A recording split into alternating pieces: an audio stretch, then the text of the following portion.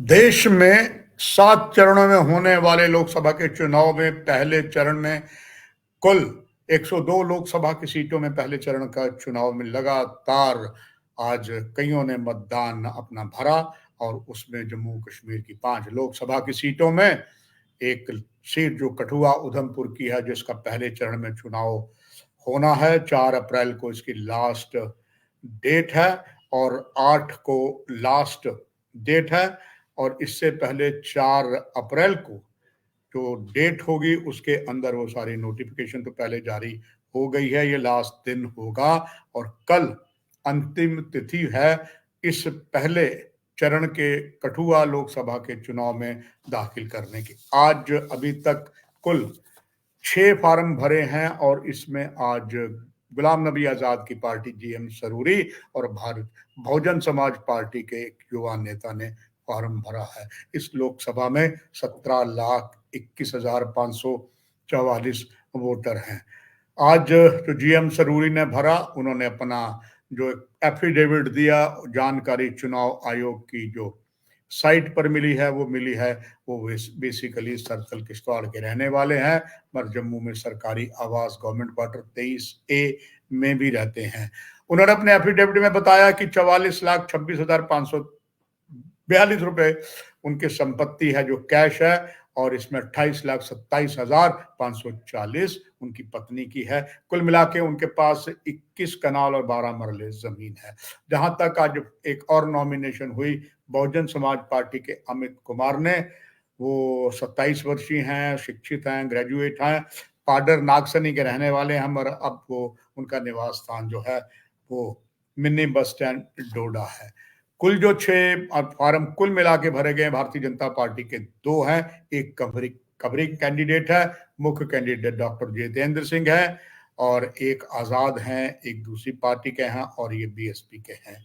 और कल अंतिम जो तारीख नॉमिनेशन की है उसमें तय है कि कांग्रेस में पुनः शामिल हुए चौधरी लाल सिंह कल फॉर्म भरेंगे और कल का दिन जम्मू की जो कुल मिलाकर 5 लोकसभा की सीटें हैं उसमें कल एक और मुख्य आकर्षण जो होगा वो होगा कठुआ में ही, चूंकि कठुआ उधमपुर की जो मेन जगह है उसके चुनाव जो अधिकारी हैं वो कठुआ के जिला आयुक्त हैं। इससे पहले डॉक्टर जितेंद्र सिंह ने भी पूरे ताम झाम से पूरे जोश से फार्म भरा था और अब कल चौधरी लाल सिंह भरेंगे। चौधरी लाल सिंह का कहना यह है कि अभी तक जितने भी जिन्होंने फार्म भरे हैं नॉमिनेशन के लिए, उनके साथ जो भी लोग थे उससे ज्यादा रिकॉर्ड तोड़ जो है वो अपना एक शक्ति प्रदर्शन मतदाताओं के साथ, सपोर्टरों के साथ करेंगे और कल फार्म भरेंगे। मगर कानून सबके लिए एक है, जब वो नॉमिनेशन करने जाएंगे कुछ ही जितना कानून बना उतने ही साथी जाएंगे। वैसे भी डिप्टी कमिश्नर कठुआ के जो क्षेत्र है उसे काफी दूर तक जो है काफी सख्ती है, काफी मनाही है, कुछ ही लोग जाएंगे फार्म भरने के लिए। यानी कि कुल जो है ये एक इतिहास बनेगा इस सीट पर फाइट के बहुत उम्मीद है। जहां तक दूसरी अगर हम बात करें, अगली जो नोटिफिकेशन तो जो है वो जम्मू में आने वाली है 28 तारीख को, 4 अप्रैल को लास्ट डेट होगी नॉमिनेशन की भरने की और 8 तारीख को अब लास्ट विड्रॉल भी अपने फार्म कर सकते हैं। ये जम्मू में है और इसके बाद अगर हम बात करें थर्ड फेज में, अनंतनाग में 12 अप्रैल को नोटिफिकेशन होनी है, श्रीनगर में 18 अप्रैल को होनी है, 26 अप्रैल को जो है नॉर्थ कश्मीर में होनी। यदि हम बात करें कुल मिलाकर अगर देखें, इस समय सबसे बड़ा आकर्षण का केंद्र जो जम्मू डिवीजन की 2 लोकसभा की सीटों में है और उसमें कुछ हिस्सा जो एक और है वो कुछ साउथ कश्मीर के साथ है, कुछ जम्मू डिवीजन का है और वो है राजौरी और अनंतनाग लोकसभा की सीट जो एक नए विधानसभा क्षेत्र मानचित्र में बनी है, वहां पर भी काफी अच्छा रोचक मुकाबला होगा। किसी भी उम्मीदवार ने अभी वहां से चूंकि नोटिफिकेशन नहीं चली है और इसीलिए पहले भारतीय जनता पार्टी प्रदेश के महासचिव अशोक कौल जी ने पहले ही बता दिया था कि अभी यहाँ टाइम है, यहाँ किसी भी उम्मीदवार ने अभी नॉमिनेशन नहीं भरी है। चूंकि हालांकि राजनीतिक उठक पटक जारी है, आप भली भांति परिचित है, पहले एक पुख्ता खबर निकली थी कि शायद जो जहां पर आम जम्मू कश्मीर के निवासी कहते हैं भारतीय जनता पार्टी की बी टीमें भी हैं। एक तो मेन बीजेपी है, मगर दूसरी भी बी टीम है, जिसमें कहा जा रहा है गुलाम नबी आज़ाद की पार्टी का भी नाम लिया जा रहा है, जम्मू कश्मीर बुखारी साहब की पार्टी का भी नाम लिया जा रहा है और सज्जाद लोन का भी नाम लिया जा रहा है। और इन दो अधिकारियों के, दो पार्टियों के राजनीतिक दलों के जो कार्यालय जम्मू में है, सरकारी कार्यालय गांधीनगर में है, सज्जाद लोन का भी यानी कि पीपल कॉन्फ्रेंस का भी, और जम्मू कश्मीर अपनी पार्टी का गुलाम नबी आज़ाद भी सरकारी आवास में रह रहे हैं, उनका भी वहाँ पर ऑफिस है। कुल मिला के ये वहाँ पर चर्चा होगी। मगर अगर हम बात करें जो सबसे पहले पहले चरण में ताल ठोकी है, पहले जो सबसे ज़्यादा आकर्षण जो केंद्र बिंदु है वो कठुआ उधमपुर रहेगा। कठुआ उधमपुर एक ऐसा स्थान है जहाँ एक तरफ जम्मू कश्मीर का जो मुख्य द्वार कहा जाता है, कठुआ कहता है gateway of Jammu Kashmir, साथ ही 5 दरियाओं की धरती गुरदासपुर भारत पाक अंतर्राष्ट्रीय सीमा के साथ बसा हुआ लोकसभा क्षेत्र है, जो बिल्कुल लगता है कठुआ के साथ। दूसरी तरफ कठुआ के साथ कुछ हिस्सा हिमाचल में भी लगता है, और साथ ही साथ रामबन बनिहाल जो नेशनल हाईवे जम्मू श्रीनगर पर है, उधमपुर भी है, जो देवक नगरी है वो इसी में है, चनैनी भी है इसमें, रामनगर भी है। अगर कुल हम बात करें किश्तवाड़ की बात करें, जहां पर मूलतः रहने वाले जीएम सरूरी हैं, किश्तवाड़ में अगर विधानसभा की बात करें सीटों में तो वहां पर 62,560 मतदाता हैं। किश्तवाड़ दूसरी में 73,537 है। पाडर नागसनी में 39,747 है, यानी कि कुल यहाँ पर 1,75,844 है। और अगर हम बात करें भद्रवा डोडा की तो भद्रवा में 1,22,686 मतदाता हैं। डोडा में 96,557 है। डोडा को दो हिस्सों में बांटा गया, एक डोडा है, एक डोडा वेस्ट है, और डोडा वेस्ट में 85,623 मतदाता है। कुल डोडा में जो डिस्ट्रिक्ट डोडा में 3,04,866 हैं। और अगर हम बात करें जम्मू श्रीनगर राष्ट्रीय राजमार्ग पर रामबन और बनिहाल दोनों ही ये नेशनल हाईवे पे पड़ते हैं, और रामबन में 96,522 मतदाता हैं, और बनिहाल में 1,22,584, यानी कि कुल यहाँ पर 2,19,106 मतदाता हैं। बात अगर देवक नगरी की करें, ये देवक नगरी के साथ था भारत का सेना का सबसे इम्पोर्टेंट नॉर्दर्न कमांड का हेडक्वार्टर भी है, सीमा सड़क संगठन का भी है, और यहाँ पर 2 उधमपुर की कॉन्स्टिट्यूंसी बनी है। अब नए आयोग में एक उधमपुर वेस्ट है जहाँ 1,14,912 मतदाता हैं, ईस्ट में 1,16,000 है, और चनैनी में 1,08,233 है। रामनगर जो विधानसभा सुरक्षित रखी गई है 96,628 है। कुल यहाँ पर 4,19,789 मतदाता हैं।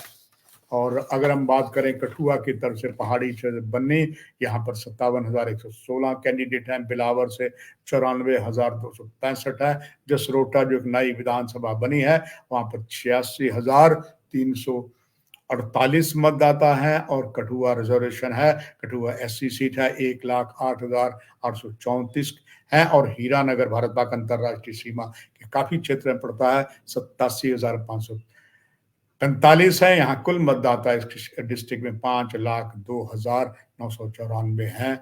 और इस तरह से यहाँ पर जो स्थिति बनी है, यदि अगर हम इस चीज की बात करें कि ये एक अपने आप में बड़ी ही दिलचस्प सीट होगी, खास करके चौधरी लाल सिंह जो एक फायर ब्रांड नेता माने जाते हैं, वो पहले कांग्रेस तिवारी में थे, और फिर उन्होंने कांग्रेस तिवारी का जब मर्ज हुआ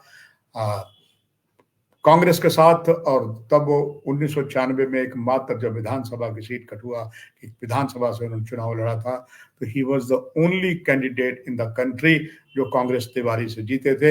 ये बाद में कांग्रेस से मर्ज हो गए, और इसके बाद लाल सिंह जो कांग्रेस के बाद भाजपा में आए, और यहाँ पर गठबंधन सरकार थी, उसमें मंत्री रह के उन्होंने जो अपनी छाप छोड़ी वो आज भी लोग याद करते हैं। इसके बाद पुनः वो यहाँ से जब कांग्रेस में गए, और कांग्रेस में भी 2 बार उन्होंने मेंबर ऑफ पार्लियामेंट इसी का कठुआ से जीती, वो कांग्रेस के कैंडिडेट थे।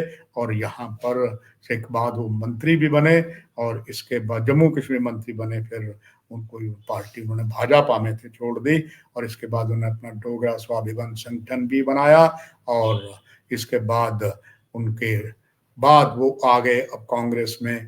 और दूसरी तरफ डॉक्टर जितेंद्र सिंह हैं, जिन्होंने ताल ठोक कर कहा है कि जितना कठुआ में विकास, पूरा कठुआ यानी कि उधमपुर कठुआ लोकसभा क्षेत्र में हुआ है, वो अपने अपने इतिहास है, वो पिछले 70 सालों में नहीं हुआ। अगर हम उनके किए गए कारगुजारी और सारी चीजें देखें जो डेवलपमेंट हुई है, इसमें कोई ना नहीं कर सकता। सबसे ज्यादा अगर डेवलपमेंट हुई है, सबसे ज्यादा विकास हुआ है, तो डॉक्टर जितेंद्र सिंह के कार्यकाल जो अब उनकी कोशिश है मैं हैट्रिक बनाऊं, यानी कि तीसरी बार भी मैं जीतूं। हालांकि लाल सिंह भी हैट्रिक की ओर है, मगर उनकी हैट्रिक जो है वो 2 बार पहले लगातार चुनाव जीते, आप भली भांति परिचित हैं। अगर 3 बार लगातार चुनाव जीते तब आप हैट्रिक कह सकते हैं। मगर लाल सिंह, अगर ये जनता जनार्दन फैसला करेगी कि तिकड़ी दोनों के पास होगी, कौन आएगा पूरी हैट्रिक लिए, डॉक्टर जितेंद्र सिंह या लाल सिंह अगर वो होते हैं, तो ये दोनों जो हैं 3-3 बार यहाँ से जीतेंगे। जीतेगा तो एक ही, ये तो फैसला जनता जनार्दन ने करना है। मगर अगर विकास की बात करें तो उसमें कोई दो राय नहीं कि वो डॉक्टर जितेंद्र सिंह, जो वास्तव में एक डॉक्टर हैं, एक जाने माने डर्मेटोलॉजिस्ट हैं। और कई नए दर्शकों को बताता चलूं कि जब यहाँ पर एक अमरनाथ आंदोलन हुआ था एक जमीन के टुकड़े को लेकर, तब डॉक्टर जितेंद्र सिंह लाइमलाइट में आए थे। और तब उन्होंने यहाँ की अमरनाथ यात्रा पर जो पक्ष रखा था जम्मू वासियों का, वो देश नहीं विश्व को पहली बार पता लगा कि जम्मू में कितना सौतेली माँ का व्यवहार हुआ है, जिसको डॉक्टर जितेंद्र सिंह ने उभारा था। अब देखते हैं विकास के कार्य इसके बाद बने। और दोनों ही बार यानी कि 10 साल में पिछले जो 2 बार वो लोकसभा के चुनाव बने, प्रधानमंत्री कार्यालय से कई उनके पास डिपार्टमेंट रहे, इंडिपेंडेंट चार्ज रहा। और वो प्रधानमंत्री के चहेते भी हैं, बहुत उन्होंने काम किया है। अब जनता जनार्दन देखती है किधर है। फिलहाल कल चौधरी लाल सिंह फार्म भरेंगे, फार्मों की स्क्रूटनी होगी, की जांच होगी, फिर डेट दी जाएगी अगर आप किसी विड्रॉ करते हैं। और ना कहूं से दोस्ती, ना कहूं से बैर की कहावत को यथार्थ करते हुए ये चीजें पल पल की आप तक तभी मीडिया पहुंचाता रहेगा। और जो जिनके पास जो कारगुजारी है, and we should give thanks to the election commission of India.